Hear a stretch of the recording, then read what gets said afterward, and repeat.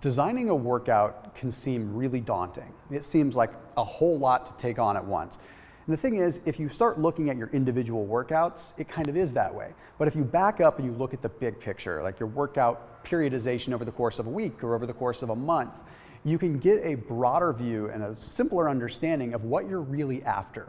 So the purpose of this video is to break down the different variables that go into training, the different stressors. Because remember, training is all about just adaptation. It's adaptation to stress. And it's all about how often and how intensely can we instill stress upon us while still recovering. Okay, I will honestly say that the reason that we overtrain isn't because we're overtraining. It's because we're under-recovering and ultimately under-breathing, which I'll talk about. Because if you look at the big picture of things, if we're not getting oxygen, we're not getting energy. That's why all the nutritional protocols and all the nutrition stuff that I talk about, at the end of the day, comes back down to proper oxygenation, better oxygen delivery, better blood delivery. That's why I talk about fasting, things like that. So anyhow, without further ado, let's break this all down. I do want to make sure you hit that red subscribe button and then hit that little bell icon because we've got new videos coming out just about every single day, every single morning. So keep it locked in here. All right. So there's 4 main variables that we look at. Now I did a video on this and I'll link it down below in the description that goes into detail a little bit more on these 4 variables if you're interested, but you're gonna wanna check that out after you watch this.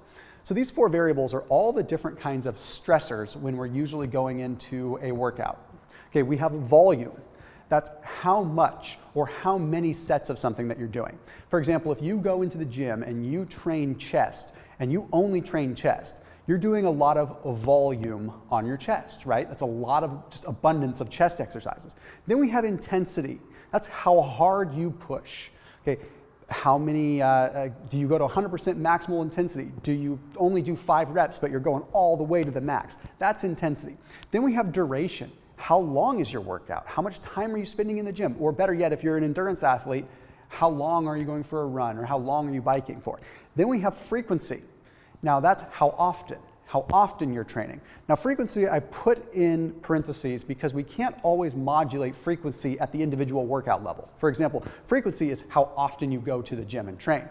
It's not how often you hit a body part while you're actually in the gym. So it's in parentheses because these 3 apply intra-workout. This applies in your overall periodization.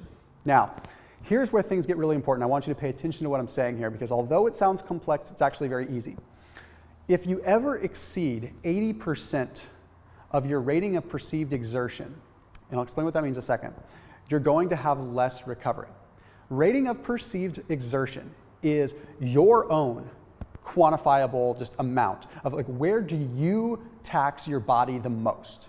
Okay, so if you are working at what you believe is 100% of your RPE, then that means you are at 100% of what you feel and what you think you are capable of at that point in time. Obviously, it can skew from person to person, right? But here's the interesting thing. Okay, rating of perceived exertion can be done on a percentage. So you can be at 80%. So if I told you, I want you to go and bench press at 80% of your rating of perceived exertion, that means that you're going to go and bench press at what you feel is 80%. Okay, it's not quantifiable from a research standpoint as much, but it's quantifiable for you as an individual. Here's what's really fun though. This 80% rating of perceived exertion can apply to any one of these things. Okay, you can go at 80% of your rating of perceived exertion of volume. You can go 80% of your intensity, like how hard you push. You can go 80% with your duration, 80% of what you feel the maximal amount of time you could handle is. The point is once you exceed 80% in any one of these categories, you're going to have less recovery. That is not a scientific fact, but that is something that I have seen through decades of training and what I've seen with decades of working with different people and of course through my own 100-pound transformation. So what we're getting at, to really cut to the chase, is we want to be doing full body workouts because it allows us to have more stress periods on the body, but with also more recovery cycles. Now what I mean by this is what I don't want you to do is go into the gym and obliterate one body part, or go and just do high intensity interval training to the point where you just demolish yourself, because then what's happening is you are causing such a stressful cycle on your body in one just large fashion, you don't get a chance to actually recover. A perfect example is going into the gym on Monday and doing 30 sets of chest, okay? You do 30 sets of chest bench press or something. Now the alternative would be doing, maybe you do 5 sets every day for 7 days. This is hypothetical, but then what do you come up with? Then you come up with a total of 35 sets by the time you're at the end of the week. So your cumulative total of stress on the muscle ends up being more by doing a little bit every day. So at the end of the week, net, you end up with more taxable load on the muscle that you're trying to train. So this works with any occasion, right? I would almost rather you come in and do 7 minutes of high intensity interval training every single day or 6 days per week than do 40 minutes where you completely crush your central nervous system and you never recover. So what we want is small, acute bouts of inflammation versus crushing, debilitating amounts. Okay, this is the big picture for recovery. This is the big picture, especially if you're someone that's over the age of 40, really, and you're really looking at modulating inflammation and recovering. But if we crush our body and we have this massive inflammatory response to try to cover up the fact that we just destroyed a body part, we're going to get sick, we're going to hurt our training, and we're not going to be able to ever hit that intensity that we need. Now, here's the question that comes to mind, though. With more like small stress recovery cycles, do we ever get enough of a stress response on the body to actually trigger growth? Because here's what we have to remember. We grow muscles and we end up having a stress response to intense activity. So we need to have some degree of intensity, right? We can't just say, well, I'm just gonna do 10 push-ups a day and that gets me a total of 70 push-ups at the end of the week. Well, if you did 70 push-ups right now, the stress on your chest would be intense. The lactic acid buildup would be intense. The hormetic response on your body would be intense. So there is an argument that says like, okay, if I only train up to 60, 70% of my maximum intensity, but I just do it frequently, sure, volume is going to be there, but do I lack the intensity that is required for me to actually have a stimulus to grow and advance? And that's where I say yes to a certain point. Okay, you should be training to where you can constantly recover, but you should also be working extremely hard at least a couple days per week. Okay, you should be working to maximal or at least sub-maximal intensity a couple times per week, whether it be through HIIT, whether it be through intensity, or whatever it is. Okay, but the big picture of all of this is still to be at that 80% as frequently as you can, 5-6 days per week, but with enough time to recover. I want to touch on the breathing side of things for a second because this all comes into the equation too. Okay, Laird Hamilton is someone that I really admire. Okay, Laird Hamilton is a world-class surfer, very famous in that world, but what I want to be able to explain is things that he talks about in the way of breathing as it ties in with all of this. Remember what I mentioned at the beginning of this video. I don't necessarily believe in overtraining. I believe more in under-recovering and under-breathing. And if you look at the energy currency that is required for all activity, it's oxygen. Okay, we always need oxygen.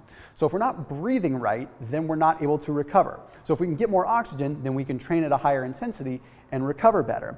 So what I've broken down here is a structure for full body training with different emphasis, okay? So different emphasis on body parts, different emphasis on hypoxia, which is not breathing and kind of holding your breath and things like that. I'll talk about all of these in a second. Now, I will say if you're someone that's just starting out and you're someone that wants to kind of learn the big picture of how to set up a program and you kind of want a little bit more done for you, I do recommend that you check out Laird Hamilton's app. There's a cool app that I've used. So if you check this out. So it's kind of cool, especially when it comes down to the breathing. So it's called the XVT Life app, and I like it specifically for the breathing. Okay, so if we train our body to breathe, if we train our muscles that are involved in respiration to work properly, then we can get more oxygen. So anyway, this is just really cool because he's got breath hold ladders, he's got respiratory muscle training, he's got 3-part breathing, pelvic floor awareness, all these different things that are associated with breathing to train you to breathe better.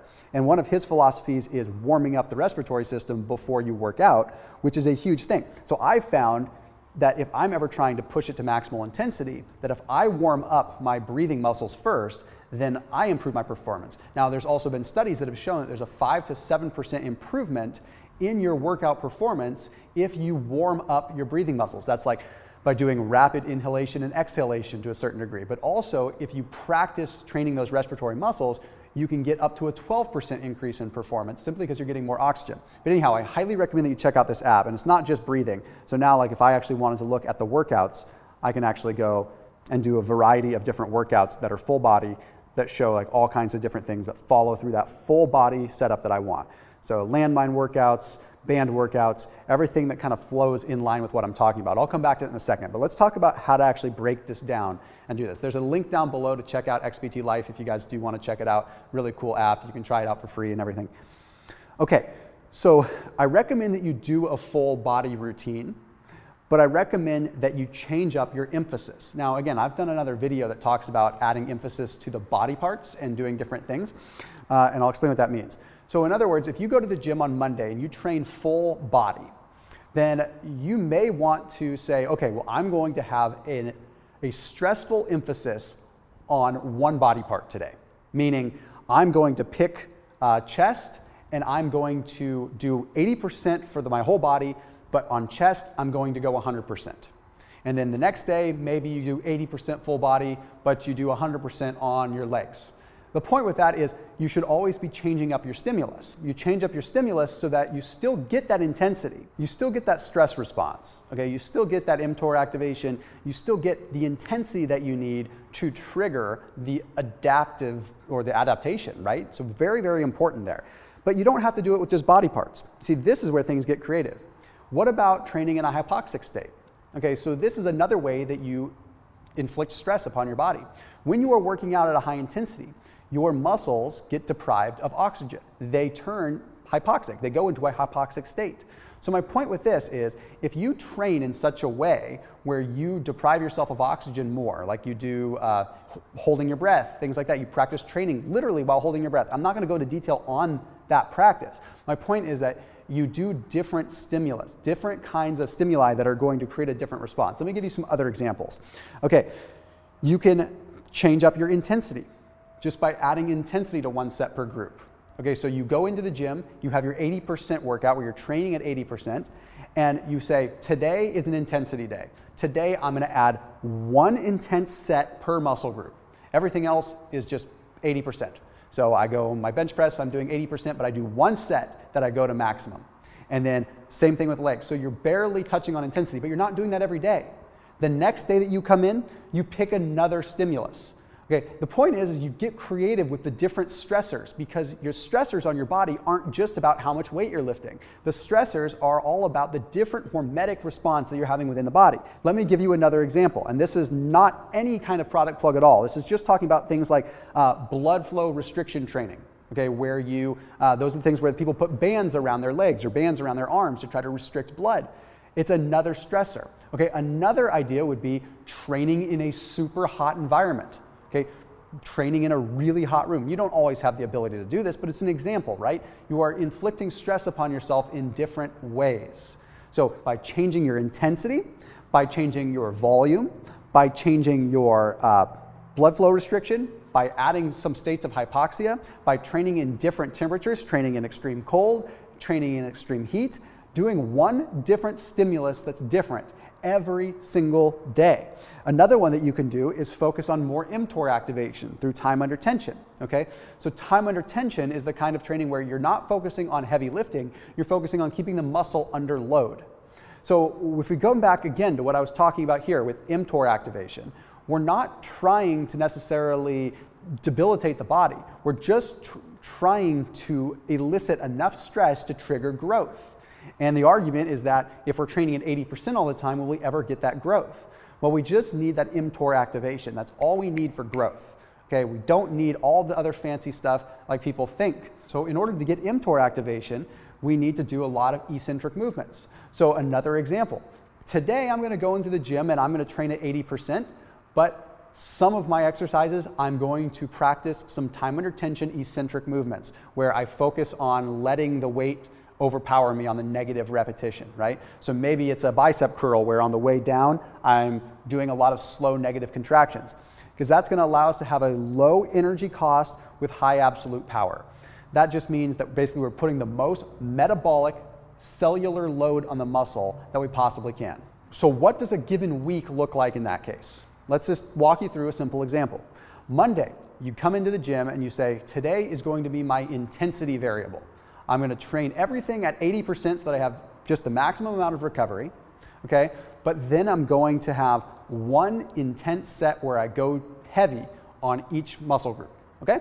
Then Tuesday, I come in the next day. I say, today, I'm still gonna train at 80%, just low volume, and just make sure that I can train the same body parts. But today, maybe your next variable is gonna be hypoxia. So maybe you're saying, for one set with each muscle group, I'm gonna hold my breath, or I'm gonna train in a hypoxic state so that I trigger more cellular adaptation that way. All examples here. Okay, then the next day, let's say you come in and you say, I'm gonna train once again at 80%, except now my stressful variable is going to be time under tension. I'm gonna do one set with each muscle group with time under tension, focusing on that slow negative, okay? Or on the triceps when you're pushing down, on that slow negative on the way up, okay? Then maybe another day you wanna train with BFR bands. I'm not advocating them, I'm not saying anything about that, I'm just giving you an example. Okay, so then that would be, Wednesday, you come in, you do that. Okay, then Thursday, you say, okay, well maybe today I'm going to have a little bit more of a high intensity interval training day, and I'm going to get more of a hypoxic training day by going really hardcore anaerobically with my cardio. So basically pushing yourself into intense oxygen debt. The simple point here is that you always need to be changing your stressor. And I know I sound like a broken record with that, but we have this thing ingrained in our minds that our stressors always need to just be linear. Like if your stressor is just continually increasing the load that you're lifting, you're either going to plateau or you're going to get injured. And it's not exactly the best end result. But if you actually vary up the stressor, you're still activating the same mechanism just via a different pathway. So if mTOR is our ultimate goal to build muscle or to establish strength, then why can't we achieve mTOR different ways rather than just lifting heavy? Okay?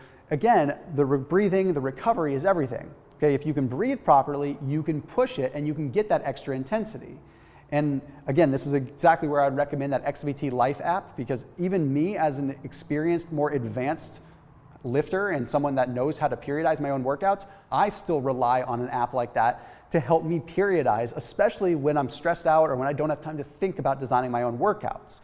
So although this is something that you can do yourself, and this particular setup isn't really in that app, I just recommend it so you can learn the breathing and learn the techniques there, and it's just a really simple mechanism there. So if you just remember this constant variation here, you're gonna be well on your way. And I do invite you to check out the video that I did literally last year that broke this down in a little bit more detail in terms of how to set up your muscle groups and how you would structure your muscle group workouts and things like that on a given day. So anyhow, as always, make sure you're keeping it locked in here on my channel. Make sure you check out XVT Life down below in the description, and I will see you in the next video.